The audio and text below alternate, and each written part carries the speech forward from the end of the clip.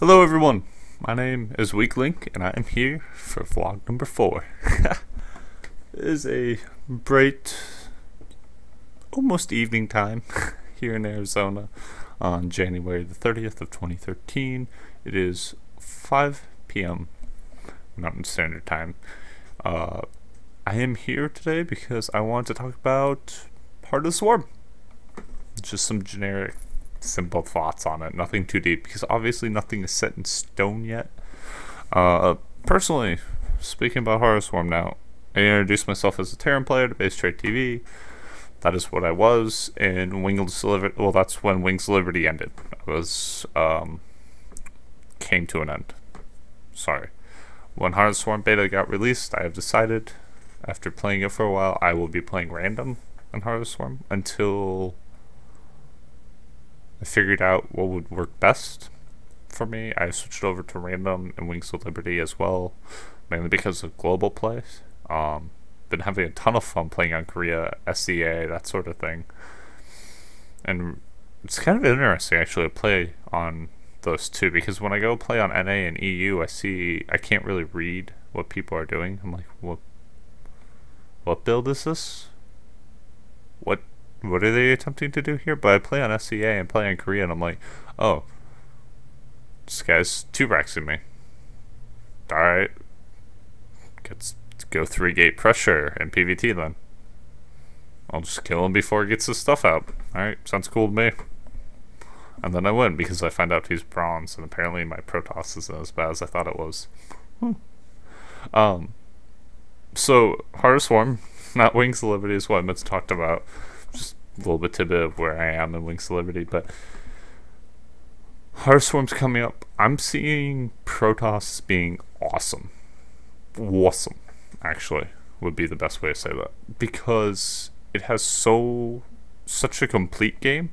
It is not really just an early game, just a mid game, just a late game. Like, in early Wings of Liberty, felt like Protoss was just an early game, and then if you got to the uber late game, you beat everything because Storm Colossi were too good and nobody knew about Infestor Broodlord for like 2 years. Because Infestors kinda didn't, maybe needed a buff. I don't know. But it took us 2 years to figure out Infestor Broodlord. Now we have Protoss, and the reason why I'm feeling like they're a complete race is because you have, at the start of the game, early game, I think opening's Oracle is the best way to open versus any Terran in the world.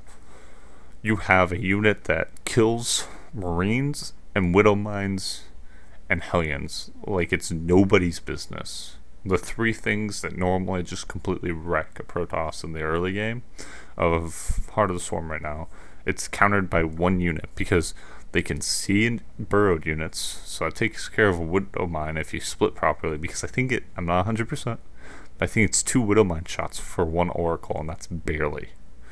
And, like, you have to split perfectly, so that way it's not like got 2 with 2 Widow Mine shots, but 1 shot doesn't actually kill anything. But they can see the Widow Mine once it's burrowed, because they have the OBS ability, which I think is so cool that Blizzard did that, because it makes it so you're not stuck in your base in the early game as Protoss.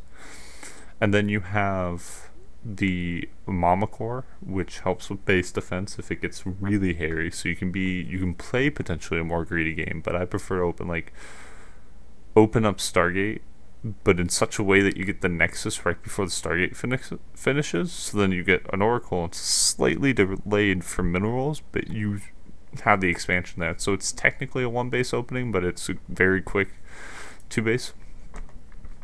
Then you have the mid game, which is more Wings of Liberty-esque, along the lines of you can get out Void Rays, you can get out Oracles, you can harass all game with Oracle, Void Ray, Phoenixes, Warp Prism, what have you. But in general, it's more of that, like, kind of like defend everything in the mid game while you get to that 4-base, 5-base late game super army. along the lines of, I have 16 gateways within production, I've got High Templar, I've got 3 Robo Bays, I've got 333, and I've got 2 Stargates in case I need them. Come at me, bro. Kind of thing. Head nod at all. So, I really love Protoss in that sense. Zerg, pretty cool. I don't know how PvZ is going to work out. I'm a little bit concerned there.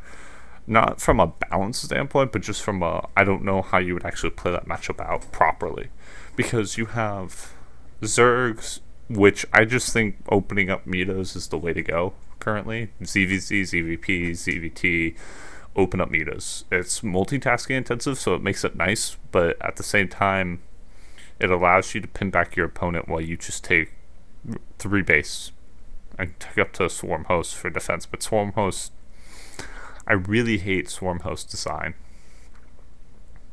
For the main reason that I hate that you have to like send out the locusts. I love the idea of like you set up Swarm Hosts in like a circle or in a part of the map, and you have it so it's rallied to your side, so the army walks past the Swarm Host. And then you can turn on their Locust spawn ability. So the army, like, you have this engagement. The Terran goes to split his army and stutter step backwards. And then you turn on the Locust right before that engagement happens. So they pop. So then the Marines, like, stutter step into Locust. And then you just have a Locust wall. And then you have Banelings, Infestors, Mitos, what have you. But, like, Ling Ultra just crashes into the front and Locust in the back. So it tears through siege tanks. And it makes Terran have to get over even, and then it becomes a super positional game where they're constantly trying to find where the Swarm Hosts are, but at the same time the Terrans the Zergs constantly trying to maneuver the Swarm Host to be in a more effective like surround position or more effective siege position. I also think that Swarm Hosts are too good, so they end up being bad. Along the lines of, if you have 2 Swarm Hosts, they're not really that good to a certain degree. I think having 3 Swarm Hosts and then just sieging a 4th of a Terran would be really interesting, or a 4th of a Protoss. But the Locusts for 2 to 3 Swarm Hosts don't really, they can't fight cannons or PF at all. So it's like the defense of Terran and Protoss on the 4th base is too strong, so you can't actually, like, you have to attack with the Swarm Host. You can't just sit back and be like, throw Locusts at a position and force the army to react. You have to take a section of your army with it, or you have to take all your Swarm Hosts, which is annoying because I think StarCraft 2 would be a whole lot more interesting if you had small battles here, small battles here, small battles here, and then you had a large battle in the middle. And it's like, wow, these guys are good because they can control all that. In the way that they're thinking strategically, all that works. Even if they're not microing all of it, they're at least controlling that entire space. And then ZVZ's a little bit more like Brood War ZVZ, except for the addition of Banelings, which kind of, it's like Scourge but on the ground, so it adds a little bit of flair to it. But that's kind of an interesting matchup. I'm not really going to comment on it at the moment, but I think it's better than watching Infested Broodlord versus Infested Brood. I would rather play out a 20-minute ZVZ where it ends in a meta versus meta battle and I lost because I didn't have my Lings in the right position, versus a 40-minute Infested Broodlord endgame with Nidus, I don't know, with just ridiculousness. Like, I kind of ZVZ, especially as a caster, is so boring because it's like, okay, let me sit here for 20 minutes while you guys get 18 to 25 Broodlords and 20 Infestors, and then we'll talk once you have 100 Spine Crawlers to chew through on Daybreak. So there's like a tiny choke that's about yay big, and you got like Broodlords that are covering this side of the choke, and you have Infestors trying to stream through, and just ugly. PvP is really cool. Stargate versus Stargate's my favorite, but PvP in general is pretty awesome, especially with the recall ability. I think you're going to see, especially. I'm curious as to when all the Korean players really start playing HOTS, as to what recall styles of multitasking intensive Protoss are going to use. Like, will a 4-gate recall poke with a Stargate follow-up? So the guy tries to expand and has 3 gateways and a robo, and he's like chronoing as hard as possible, microing his probes out like crazy at the natural, trying to hold off this 4-gate. You recall out, like you pull back to the mothership core. You don't actually have it in the main fight, so it's not potentially going to get sniped. You recall out home right as 3 oracles come flying into his main, so all his warpins have been at the front, and his economy is super weak because he's been constantly having a chrono and warp in and pull probes and whatnot. That would be crazy.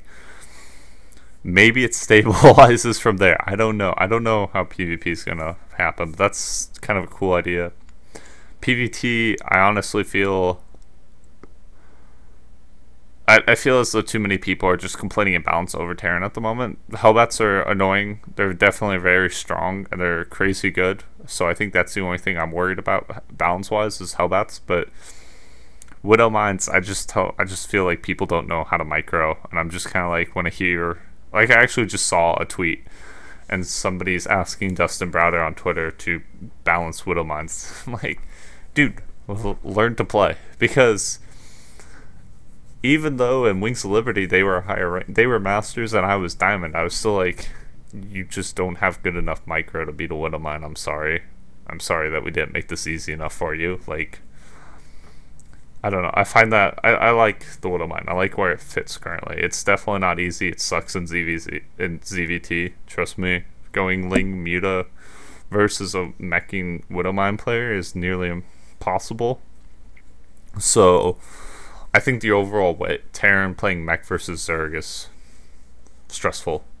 That style needs to be looked at, because mech needs to be looked at. I don't think that there's an answer right now as to what's wrong with mech, but there's something wrong with mech that prevents it from being useful versus Protoss, but completely makes it impossible to deal with as Zerg if you get to the perfect late game comp.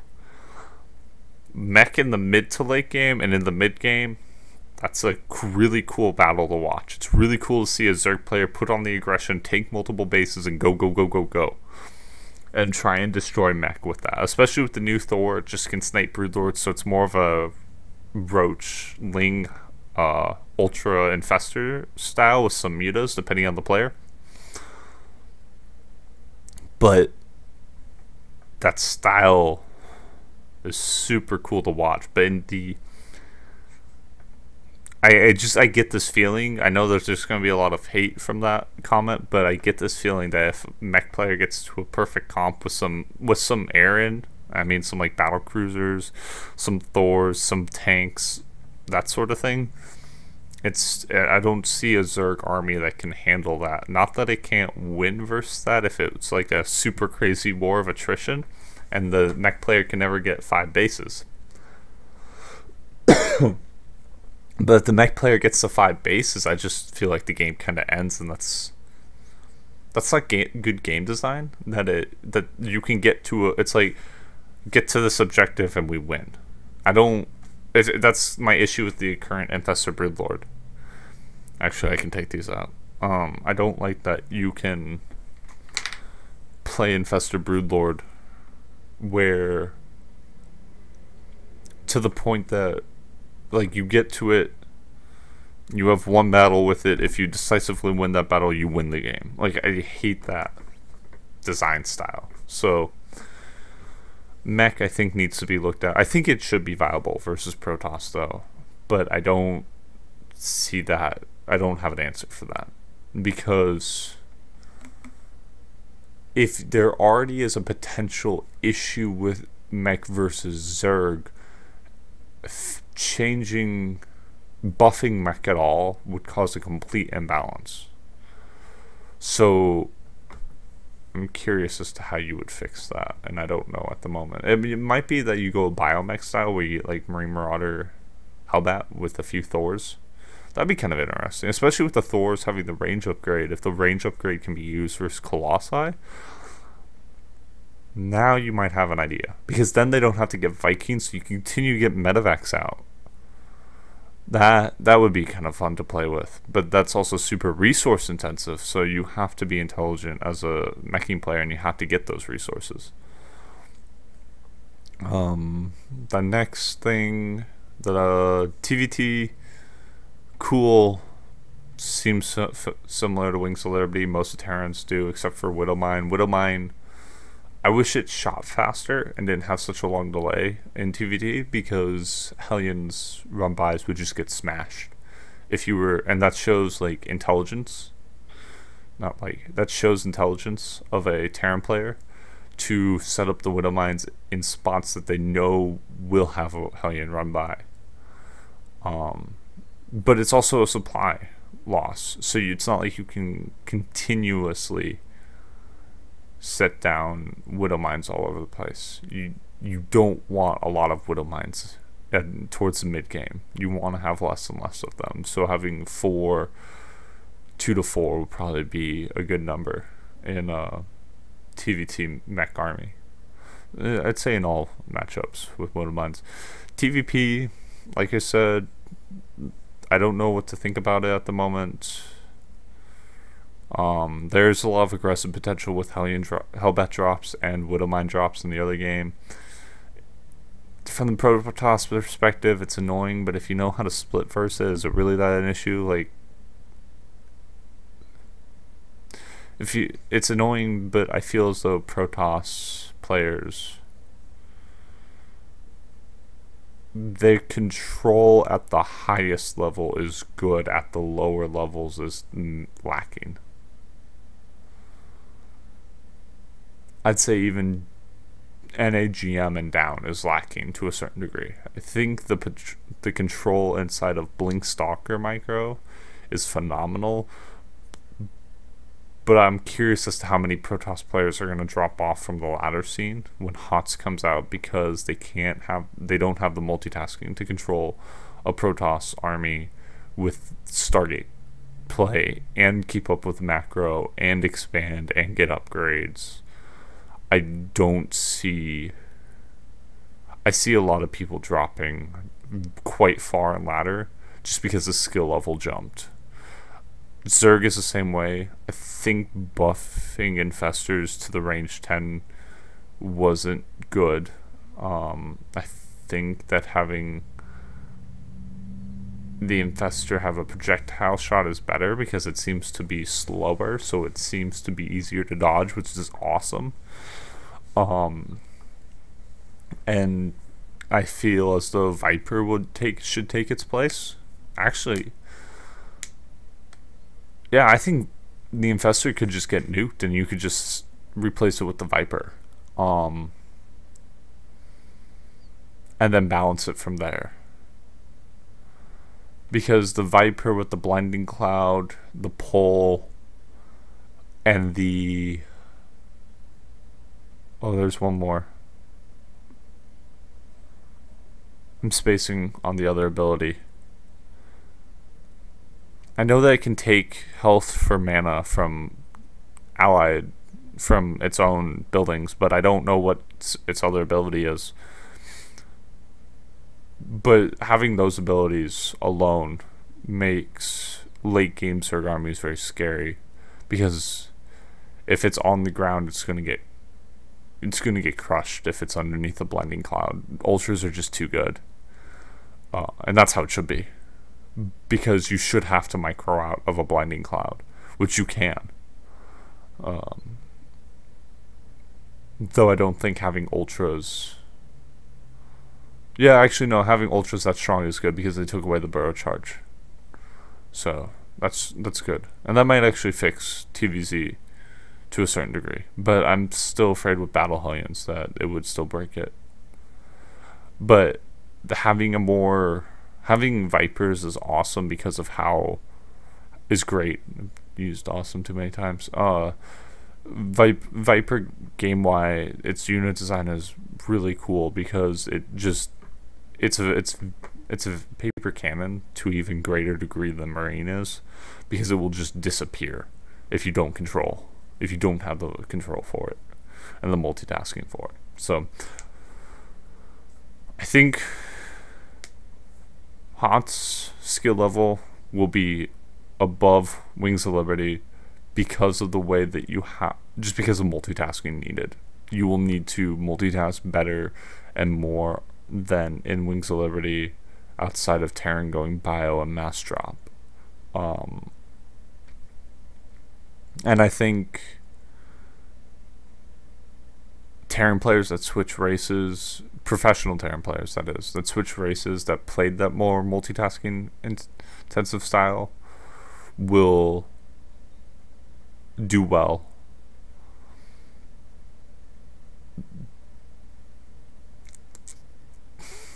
I'm hesitant to say that Terrans in general won't do as well, but I think it will happen. I think mech is too...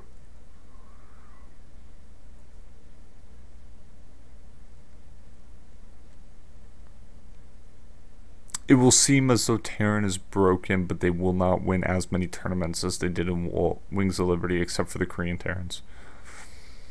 Because mech plays out,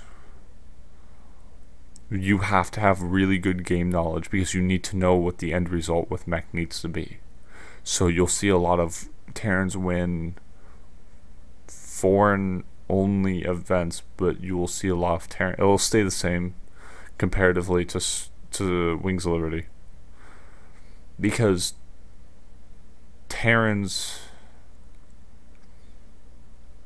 actually I just think foreign Terrans in general will struggle unless they can learn that ultimate composition and how to get there, which I don't even know if the Koreans all know how to do that. And they've shown to have a more advanced metagame. So that concerns me. If somebody who has a metagame that's super advanced can't figure it out, I don't know how we're expecting foreign Terrans, where there's less of them, to figure it out. I might be wrong though, and I would actually like to be proven wrong. I would like to see foreigners really buckle down and figure this game out and actually learn mechanics, instead of just learning how to micro in certain situations and macro in general. Because keep in mind, mechanics is how you move your mouse, how you position your hand on the keyboard, and how you control your screen, which means, do you scroll your screen often, or is it locked, except for in situations where it needs to scroll, and you know those situations where it needs to scroll.